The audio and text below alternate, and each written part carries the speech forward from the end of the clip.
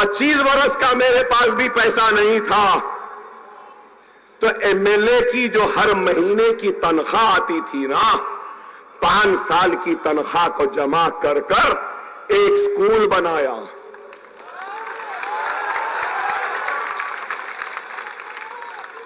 और स्कूल बनाने के बाद मसाजिदों से लोगों के घरों पे जाके दस्तक देता था, फ्री स्कूल है, फ्री स्कूल है, बच्चों को भेज दो, पढ़ा दो।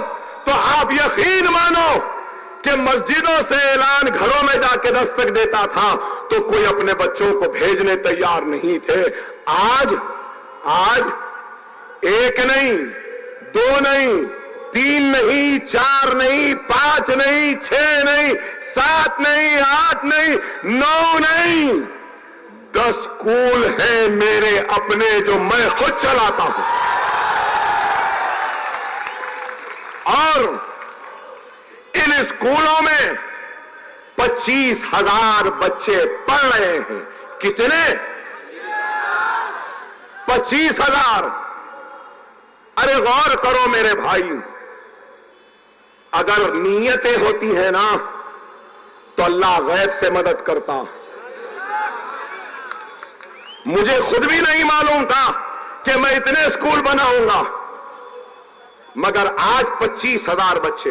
यहां बैठी है मेरी मां और बहनें, आप लोगों से कहूंगा, मेरे हलके में हैदराबाद में 2.5 लाख औरतों को मैंने वोकेशनल में ट्रेनिंग दी है। मोमबत्ती, अगरबत्ती, papad, beauty parlour, sewing, fashion designing, spoken English, computer courses, mehndi designing, 2.5 lakh खवातीन को मैंने अब तक ट्रेन किया है। अल्हम्दुलिल्लाह। 4 जूनियर कॉलेज भी है मेरे, 4 जूनियर कॉलेज हैं।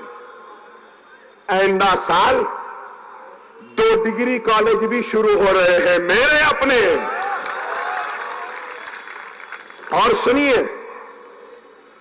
अतीक सर, और सुनिए, 10th की ट्यूशन फ्री, इंटरमीडिएट की ट्यूशन फ्री, डिग्री इकोनॉमिक्स की ट्यूशन फ्री, डिग्री कॉमर्स की ट्यूशन फ्री, और फिर इंजीनियरिंग की ट्यूशन फ्री, और जीएसटी की ट्रेनिंग फ्री, आइल्स की ट्रेनिंग फ्री, जीमैट की ट्रेनिंग फ्री, सैट की ट्रेनिंग फ्री।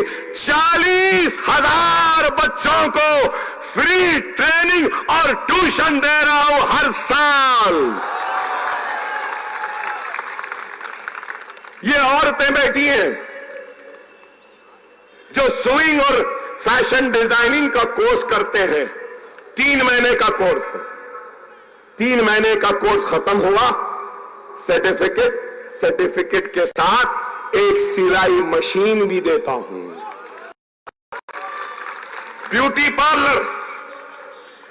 पार्लर का कोर्स करे तो ब्यूटी पार्लर का किट भी देता हूं। अरे मेरे पास भी कुछ नहीं था, ये मुसलमानों की दुआएं हैं, इनका इत्तेहाद है, और आका मोहम्मद मुस्तफा सल्लल्लाहु अलैहि वसल्लम का तुफैल है कि आज ये है। अरे अल्लाह ने इतनी दौलत दी, 3 टर्म के एमएलए को भी दौलत दी, 5 टाइम के एमएलए को भी दौलत दी। अफसोस अल्लाह ने इनको हम को देने और बांटने की हिदायत नहीं दी। अतीक, अगर तुम अपने जज्बे को जिंदा रखोगे, इस चिंगारी को बुझने नहीं दोगे, तो महाराष्ट्र की हुकूमत स्कूल बनाए या न बनाए, तुम्हारे दवाखाने के लिए मदद करे या न करे, अकबरुद्दीन ओवैसी गवंडी के अवाम से वादा करता है, मैं अपने तौर से करूंगा, मैं अपने तौर से करूंगा। दवाखाने में स्टाफ नहीं, इक्विपमेंट नहीं, आप होने के बाद करेंगे। आओ, मुझसे जो ताउन हो सकता है मैं करूंगा।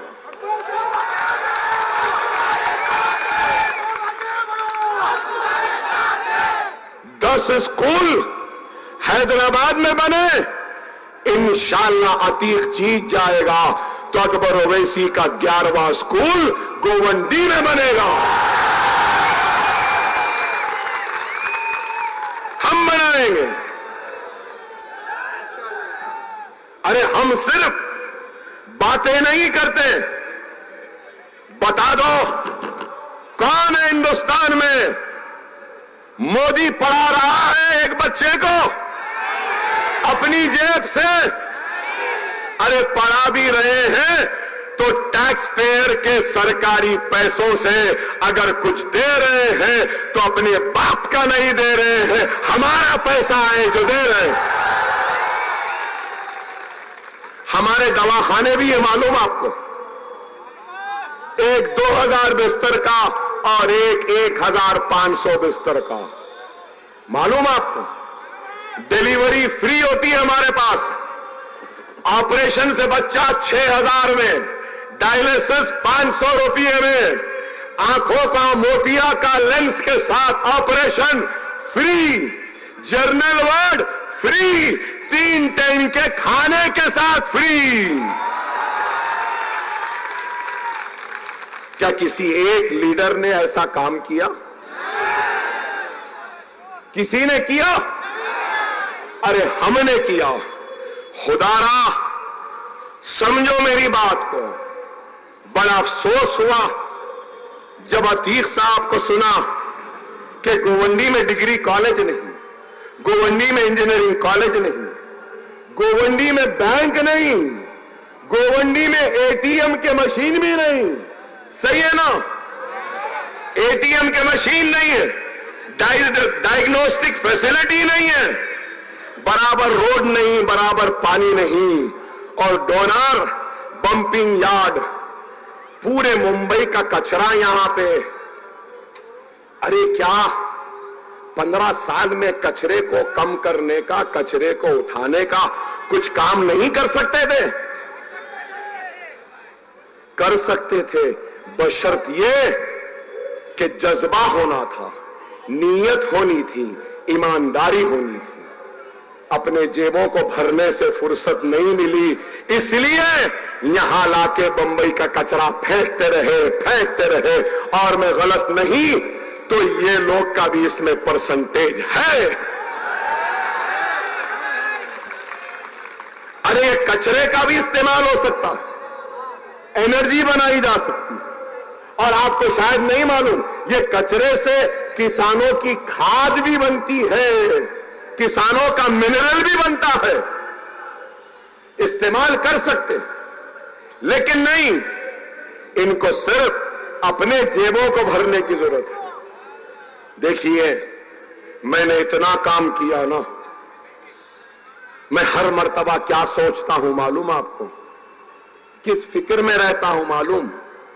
कि इतना काम किया, अब 50 बरस का हूं, मैं बीमार हूं, मुझे 3 गोलियां मारी गई थी, 70 मर्तबा चाकुओं से मारा गया, कुड़ाड़ी से, तलवार से ये हाथ तो मेरा खुलता ही नहीं है, अंतड़ियां नहीं, गुर्दे खराब।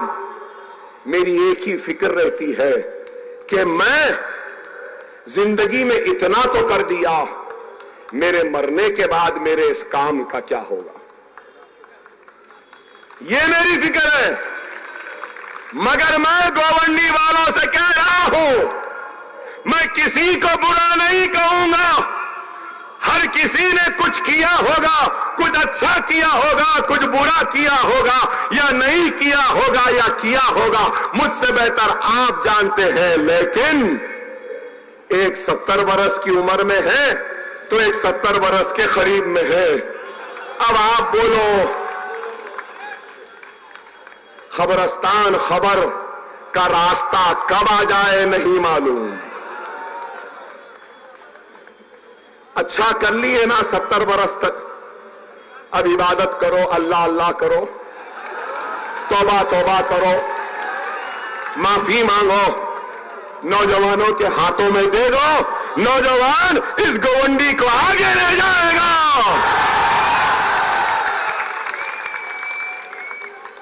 मैं तो बुरा नहीं नहीं बोला ना, तनकीद नहीं करा ना, उनको कुछ नहीं बोला, ना इनको बोला ना उनको बोला, सिर्फ आपसे कह रहा हूं, क्या मेरी बात सही है या नहीं है? नौजवान आएगा तो नया जोश होगा, नया जज्बा होगा, नया जुनून होगा, काम करने की तड़प होगी और कुछ करने की ख्वाहिश होगी, गोवंडी के लिए भी और खुद के लिए भी। इसलिए कह रहा हूं, मैं जानता हूं आप लोग कुछ और सुनने आए थे,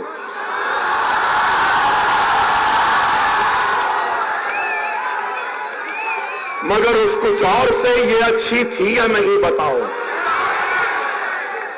अरे मेरे भाई, फर फर फर फर फर फर तकरीर करना आसान है, उसका जादू तो अकबरुद्दीन ओवैसी को।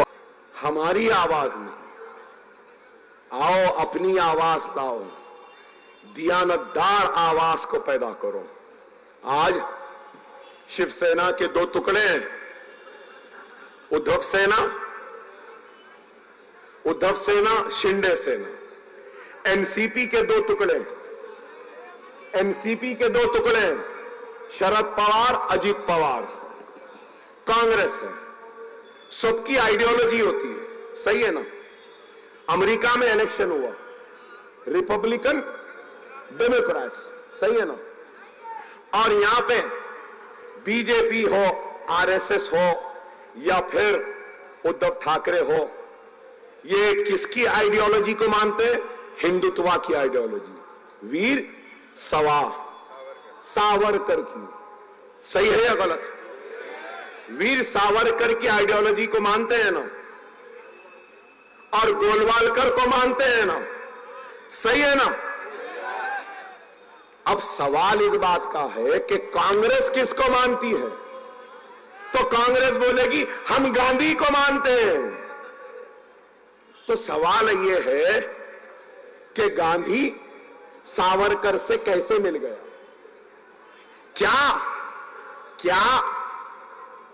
क्या राहुल गांधी, सोनिया गांधी, प्रियंका गांधी वीर सावरकर की तारीफ कर सकते हैं? क्या राहुल गांधी, सोनिया गांधी बाल ठाकरे की तारीफ और खसीदा पढ़ सकते हैं? क्या उद्धव ठाकरे वीर सावरकर को छोड़कर गांधी को मान सकते हैं? अरे ये तो गोडसे को मानने वाले हैं। तो फिर ये लोग कैसे एक हो गए? आइडियोलॉजी कहां है? ना खाऊंगा ना खाने दूंगा। अजीत पवार हजारों कौड़ खा के हजम करके जेब में रख के निकल गए, आपसे मिल गए तो ये ईमानदार हो गए। वाह, मिस्टर मोदी के पास तो एक वॉशिंग मशीन है, करप्ट लोगों को लाते हैं, उसमें डालते हैं, धो देते हैं, साफ। अरे आप बताओ, याद रख लो, अजीत दादा पवार आते हैं एक कैंडिडेट के लिए, यात्रा निकाले ना आपके पास। अरे भाई होशियार, अगर आप उनको वोट देंगे तो वो वोट आपके लेकर ले जाकर मोदी के कदमों में डाल देगा। क्या आप चाहते हैं? क्या आप मोदी को वोट देंगे? क्या आप योगी को वोट देंगे? मगर ये लोग कैसा आ रहे मालूम? ऐसा खाना नहीं, ऐसा आ रहे, दूर से। खुदारा होशियार, सब इधर उधर जा सकते हैं, हम नहीं जाएंगे। अब यहां पे ठहरे लोग, हां समाजवादी की भी आइडियोलॉजी है, सोशलिस्ट यादव की। तो अब लोग बोलेंगे अकबर साहब आपने सावरकर कहा, आपने गांधी कहा, आपने सोशलिस्ट कहा, आपकी आइडियोलॉजी क्या है? मेरी आइडियोलॉजी और मेरे हीरो मोहम्मद मुस्तफा सल्लल्लाहु अलैहि वसल्लम, मेरी आइडियोलॉजी सुन्नत रसूल अल्लाह, ये है, यही है। खुदारा समझो, खुदारा समझो, मैं कह रहा हूं अभी 3 मिनट है, सुन लो, सुन लो, सुनने वालों सुन लो, मैं चेहरे पे दाढ़ी रखूंगा, मेरी बच्ची हिजाब करेगी, मैं मस्जिद में नमाज अदा करूंगा, फर्ज तो छोड़ो सुन्नत और नफिलों को भी नहीं छोड़ूंगा। मैं हिंदुस्तानी हूं और हिंदुस्तान पे एक सर पे टोपी पहनने वाले का भी उतना ही हक है जितना माथे पे तिलक लगाने वाले का है। ये मुल्क मेरा भी था, मेरा भी है, ये मुल्क किसी के बाप की जागीर नहीं है, ये मुल्क हम सब का है। और याद रखो, डरने घबराने की जरूरत नहीं है। मुझे इतने गोलियां लगे, मरा क्या? जेल में कई मर्तबा रहा, क्या खत्म हुआ? अरे मौत हयात अल्लाह के हाथ है। और अभी मैंने सुना कि हमको खरीदने की कोशिश कर रहे हैं। खुदा की कसम, जो ला इलाहा इल्लल्लाह मोहम्मद रसूलुल्लाह कलमा पढ़ता है वो तो पहले ही फरोख्त हो चुका है अल्लाह के नाम पर। और दुनिया की कोई ताकत हमको खरीद नहीं सकती। हमको मुनज़्ज़म होना है, मुत्तहिद होना है।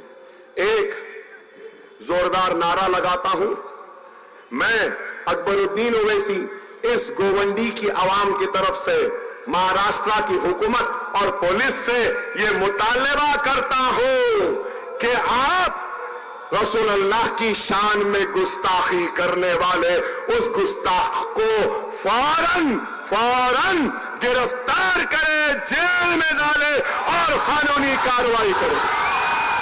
क्या आपको यह मंजूर है? नारे तकबीर, नारे तकबीर, नारे तकबीर। हिंदुस्तान, भारत, इंडिया, पतंग पतंग पतंग पतंग पतंग पतंग पतंग रहेगी। 20 तारीख को अतीक सर असेंबली में जाएगा। अस्सलाम वालेकुम व आखिरुद्दार अल्हम्दुलिल्लाह रब्बिल आलमीन।